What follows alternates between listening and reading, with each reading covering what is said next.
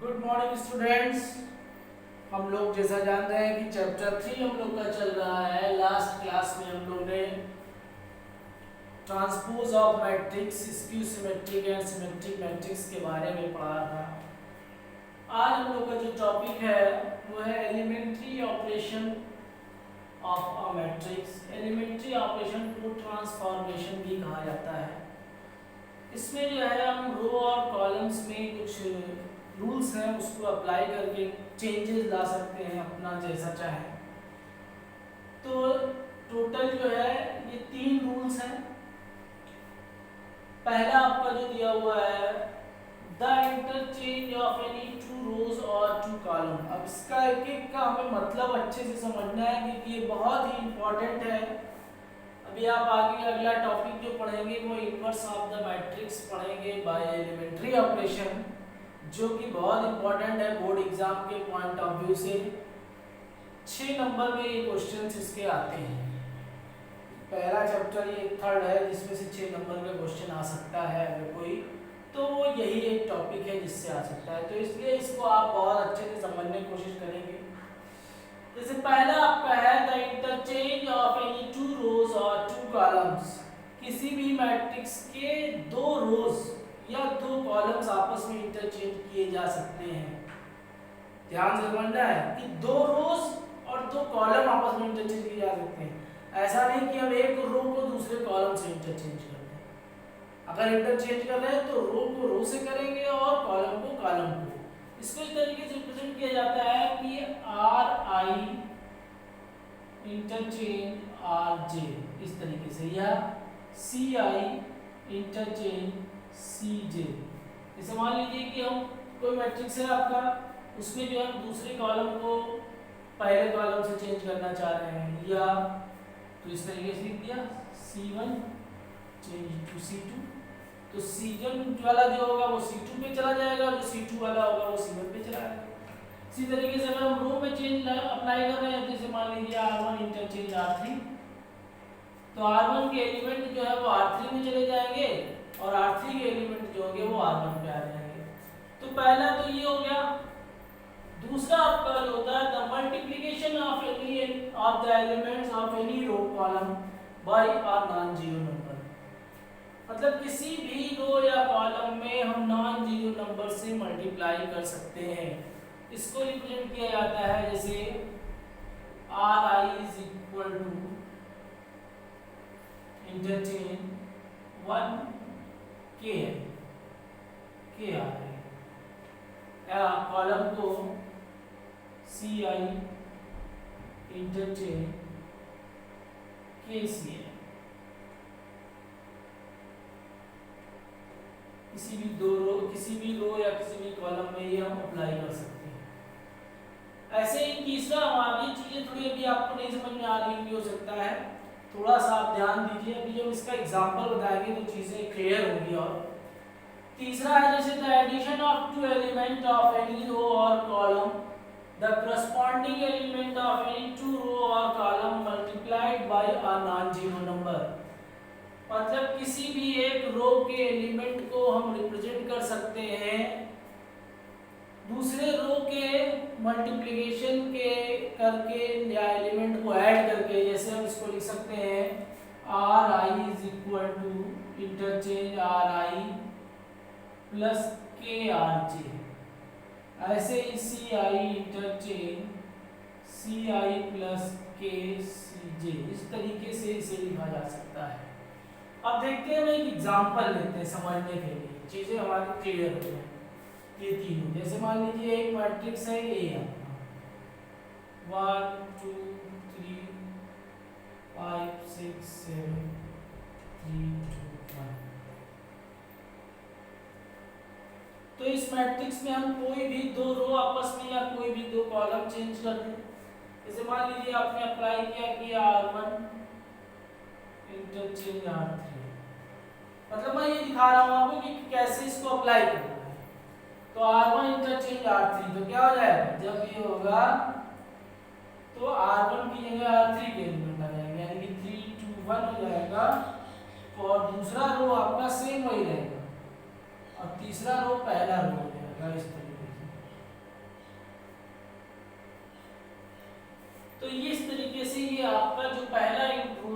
आप अप्लाई कर सकते हैं।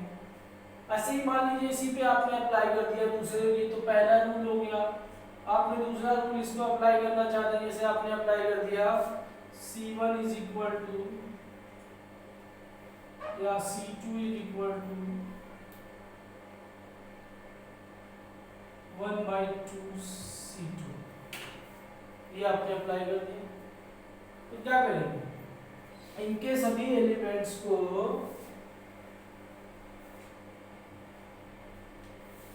इस C2 के सभी एलिमेंट को 2 से डिवाइड कर देंगे, अगर ये अप्लाई करेंगे तो ये आपका हो जाएगा। भाई C1 पे तो कुछ अप्लाई नहीं कर रहे हैं, तो C1 आपका एज इट इज रह जाएगा। C2 को 2 से डिवाइड कर दीजिए, तो 2 को 2 से डिवाइड करेंगे 1 हो जाएगा। 6 को 2 से डिवाइड करेंगे 3 हो जाएगा। 2 को 1 से डिवाइड करेंगे 1 हो जाएगा। और C3 आपका ऐसे ही रहेगा, इसमें कोई चेंज नहीं है। तो इस तरीके से जो है आप दूसरा रूल भी अप्लाई कर सकते हैं। जैसे हमने इसमें कॉलम पे अप्लाई करके दिखाया, आप किसी भी रो पे अप्लाई कर सकते हैं या किसी भी कॉलम पे अप्लाई कर सकते हैं। अब तीसरा हमने जो आपको बताया कि इस तरीके से होता है, तीसरा रूल जो है आपका, जैसे मान लीजिए हमने अप्लाई कर दिया R1 R2 is equal to R2 plus 2R, तो क्या हो जाएगा, पहले रो पे कुछ नहीं अप्लाई कर रहे, तो पहला रो एज इट इज लिख दिया जाएगा 1 2 3। अब दूसरे रो पे अप्लाई कर रहे हैं, क्या अप्लाई कर रहे हैं कि R2 में R1 के करस्पॉन्डिंग एलिमेंट्स ऐड कर रहे हैं, 2 से मल्टीप्लाई करके, तो ये आपका 5 है। 5 प्लस 2 इंटू 1 बाई 5 R1 यानी कि 5 प्लस 2 यानी कि 2 इंटू R1 कितना है 1, अभी हो जाएगा 5 प्लस 2 यानी कि 7, तो यहाँ क्या आ जाएगा 7। सिमिलरली 6 प्लस 2 इंटू 2 2 इंटू 2 हो जाएगा 4 प्लस 6 यानी कि यहाँ आ जाएगा आपका 10। सिमिलरली 7 प्लस 2 इंटू 3, तो 2 इंटू 3 हो जाएगा 6 प्लस 7 यानी कि 13, और 3 आपका ऐसे लिख दिया जाएगा एज इट इज। तो इस तरीके से बच्चों ये एलिमेंट्री ट्रांसफॉर्मेशन में ये रूल्स आप अप्लाई कर सकते हैं, जैसा कि मैंने ये तीनों रूल आपको अप्लाई करके दिखाया। अब ये बहुत बेसिक कॉन्सेप्ट है इनवर्स ऑफ द मैट्रिक्स निकालने के लिए। आइए हम लोग आगे देखते हैं। अब हमारा अगला टॉपिक जो है वो है इन्वर्टिबल मैट्रिक्स। इन्वर्टिबल मैट्रिक्स तो मतलब इनवर्स ऑफ द मैट्रिक्स कैसे निकाला जाता है, तो इसके लिए जो डेफिनेशन दी है इनवर्स ऑफ द मैट्रिक्स की, if A is a square matrix of the order M and if there exists another square matrix B of the same order M such that AB into BA is equal to 1, then B is the called inverse matrix of A and it is denoted by A inverse. In that case A is said to be invertible matrix। मतलब simple सा ये है कि मान लीजिए कोई matrix A है, square matrix A है जो M ऑर्डर का है यानी कि 2 इंटू 2 या 3 इंटू 3। एक दूसरा मैट्रिक्स है B, वो भी सेम ऑर्डर का है M इंटू M यानी कि 2 इंटू 2 या 3 इंटू 3। अब अगर हम इन दोनों को मल्टीप्लाई करें तो मान लीजिए कोई एक मैट्रिक्स मिलेगी AB, और अगर हम B और A को मल्टीप्लाई करें तो हमको BA मिलेगा।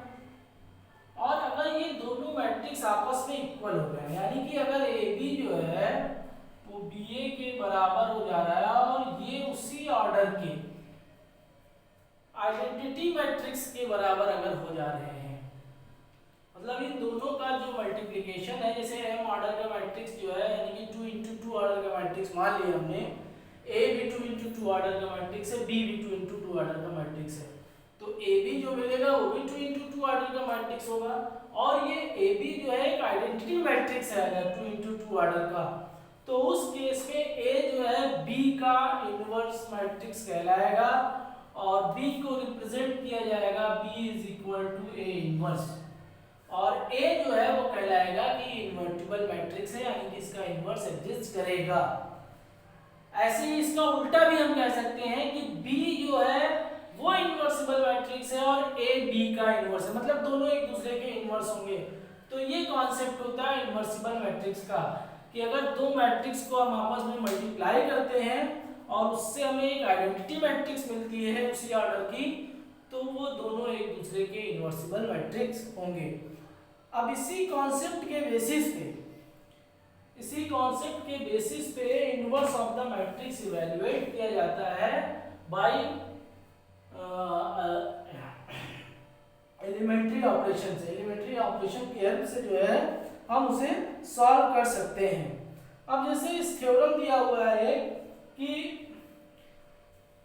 इन्वर्टिबल मैट्रिक्स अगर है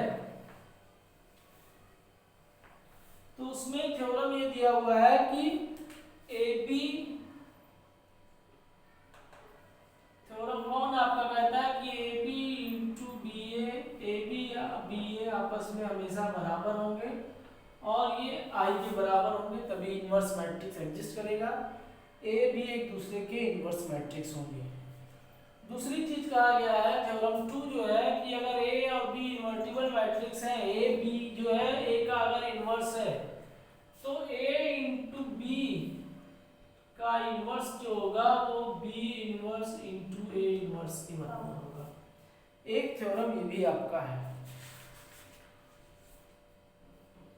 ठीक, आई बात समझ में। अब आते हैं बच्चों हम लोग,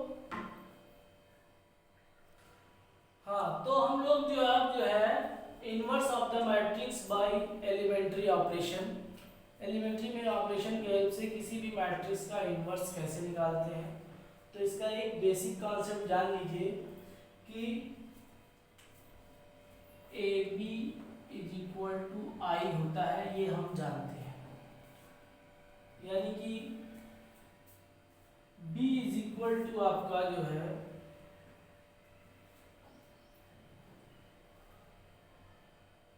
A inverse B is equal to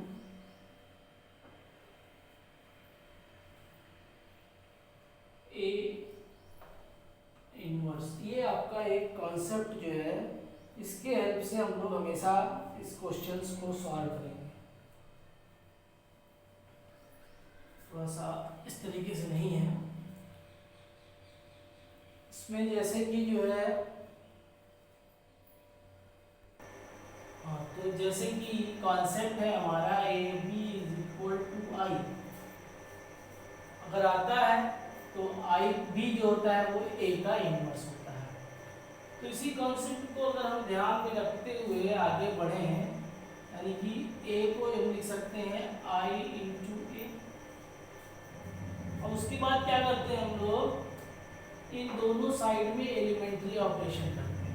question हमारा यहाँ से स्टार्ट होता है और फिर इनमें हम एलिमेंट्री ऑपरेशन करते हैं, और एलिमेंट्री ऑपरेशन करते करते क्वेश्चन हमारा जो है I is equal to A inverse A पे खत्म, मतलब यहाँ से स्टार्ट करेंगे और यहाँ पे फिनिश करेंगे। तो ये मैट्रिक्स जो I की जगह जो मैट्रिक्स बन जाएगा हमारे पास, वही आपका इनवर्स ऑफ A होगा और इधर आपका आइडेंटिटी मैट्रिक्स हो जाएगा। मतलब क्वेश्चन हमेशा हमारा यहाँ से स्टार्ट होगा और फिनिश जो है वो यहाँ पे होगा। ये इसका बेसिक चीज है, ये हमेशा ध्यान रखना। अब इसको सॉल्व कैसे करना है, इसको समझने के लिए हम लोग देखते हैं एग्जाम्पल नंबर 23 दिया हुआ है। एग्जाम्पल नंबर 23 में A इज इक्वल टू आपका दिया हुआ है 1 2 2 -1। अब बोला गया है एलिमेंट्री ऑपरेशन का इस्तेमाल करके इसका इनवर्स ऑफ द मैट्रिक्स आपको इवैल्यूएट करना है। अब एक चीज हमेशा ये ध्यान रखना है, अगर किसी भी मैट्रिक्स में आपने एलिमेंट्री ऑपरेशन करना स्टार्ट किया तो पूरे क्वेश्चन में या तो आप रो के अलोंग एलिमेंट्री ऑपरेशन परफॉर्म करेंगे और या तो कॉलम के अलावा एलिमेंट्री ऑपरेशन परफॉर्म करेंगे। एक ही क्वेश्चन में दोनों चीज के अलावा नहीं कर सकते, मिक्स नहीं कर सकते हैं। या तो रो के अलावा अप्लाई करेंगे और या तो कॉलम के अलावा अप्लाई करेंगे। ठीक, तो जैसे हम रो के अलॉन्ग अप्लाई करके इस क्वेश्चन को करते हैं। अब a इज इक्वल टू ये दिया हुआ है, हम लोग को यहाँ से स्टार्ट करना है, तो क्या करते हैं a इज इक्वल टू आई ए। जब ये होगा तो इसमें जब वैल्यू पुट करेंगे तो जिधर सिर्फ a लिखा है उधर एक ही वैल्यू पुट कर देंगे, और जिधर आई ए लिखा हुआ है उधर a ही लिखा रहने देंगे, और आई की लेंगे जिस ऑर्डर की ये मैट्रिक्स है उसी ऑर्डर की एक आइडेंटिटी मैट्रिक्स पुट कर दी जाएगी।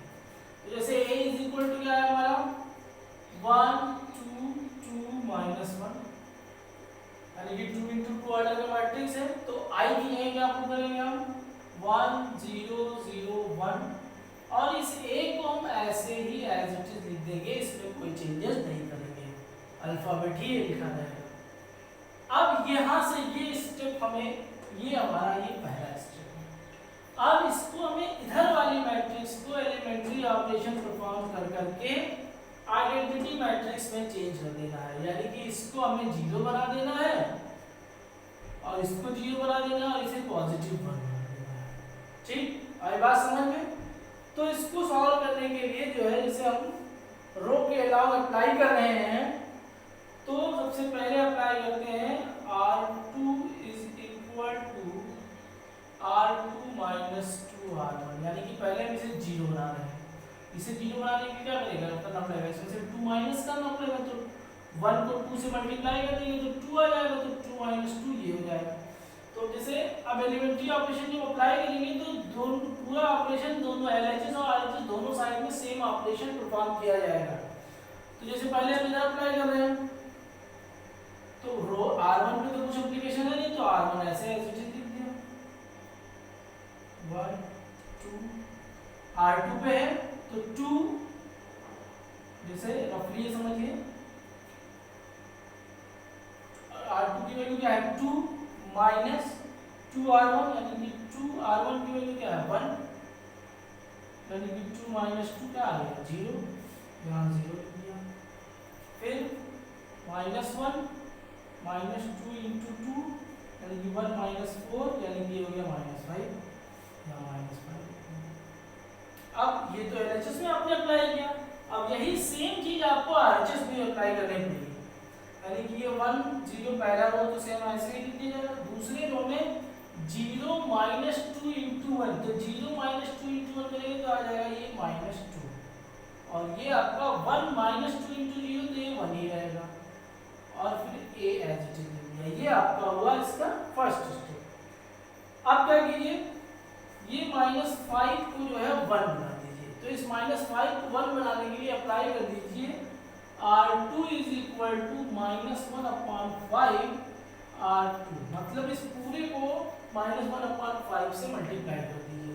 तो जब इस पूरे को -1/5 से मल्टीप्लाई करेंगे, क्योंकि पहले रो में तो अप्लाई नहीं किया है, तो पहला रो ऐसे चल दिया गया 1 2, अब इसको 0 को -1/5 से मल्टीप्लाई करेंगे तो 0 ही रहेगा, और -5 को, जैसे -5 है आपका, इंटू -1/5 करेंगे तो ये माइनस माइनस बन जाएगा, माइनस प्लस ये 1/1 आ जाएगा, तो ये आपका 1 हो गया।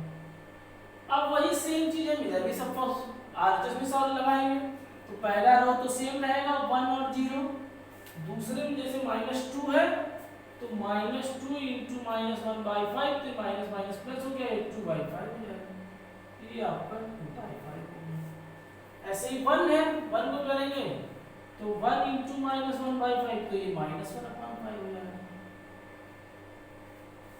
तो चीजें हो गई। अब क्या बचा है, सिर्फ इसको अगर हम 0 बना दें तो ये एक आइडेंटिटी मैट्रिक्स हो जाएगा। तो इसको 0 बनाने के लिए क्या करेगा, इसमें से इसको 2 को मल्टीप्लाई करके जो है माइनस कर दें, यानी कि अप्लाई करते हैं R1 is equal to, R1 implement हो रहा है R1 - 2R2, R1 से R2 माइनस कर दीजिए 2 से मल्टीप्लाई करके, तो 1 - 2 × 0, यानी कि 1 - 0 ये 1 ही रहेगा। अब 2 - 2 × 1, यानी कि 2 - 2 ये 0 हो जाएगा, ये 0 ये तो ऐसे ही रहेगा दूसरा रो। अब 1 माइनस, देखिए ये रफली कर रहे हैं, 1 - 2 × 2 - 1/5 यानी कि 2 इंटू 2/5 यानी कि ये आपका 1 माइनस 4/5। इसको सॉल्व करेंगे तो ये 1/5 आ जाएगा। तो यहाँ क्या आ जाएगा 1/5। फिर 0 माइनस 2 इंटू माइनस 1/5 यानी कि 2/5। तो क्या आ जाएगा 2/5। ये R2 ऐसे चीज लिख दिया जाएगा और ये A हो जाएगा। हम पहुंच गए इस स्टेज पे, यहां से चले तो यहां पहुंच गए। देखो ये आई आ गई, तो ये होगा जो होगा ये अपने आप A इनवर्स को रिप्रेजेंट करेगा, यानी कि A inverse is equal to 1/5 2/5 2/5 minus 1/5। ये आपका A इनवर्स को रिप्रेजेंट करेगा। तो बच्चों ध्यान देना है कि अगर हम एक क्वेश्चन में एलिमेंट्री ऑपरेशन परफॉर्म कर रहे हैं, अगर हमने रो के अलाउंग करना स्टार्ट किया है तो रो के अलाउंग करेंगे, और कॉलम के अलाउंग करना स्टार्ट किया है तो कॉलम के अलाउंग ही करेंगे, तो हमारा क्वेश्चन जो है वो सही होगा। अब जैसे हमारा क्वेश्चन यहाँ पे a इज इक्वल टू 1 और 2 माइनस 1 था, हमने यहाँ से स्टार्ट किया, पहले स्टेप में ये आया, दूसरे स्टेप में हमारा ये आया और तीसरे स्टेप में ये आया। तो ये वाला जो हो जाएगा वो A इनवर्स को रिप्रेजेंट करेगा। तो इस तरीके से हम एलिमेंट्री ऑपरेशन का इस्तेमाल करके A इनवर्स इवैल्यूएट कर सकते हैं। अब आप एक्सरसाइज 1.4 के क्वेश्चन जो है इसके 3.4 के क्वेश्चन जो है इसके भी आप पे कर सकते हैं। Exercise 3.4। Okay, thank you class.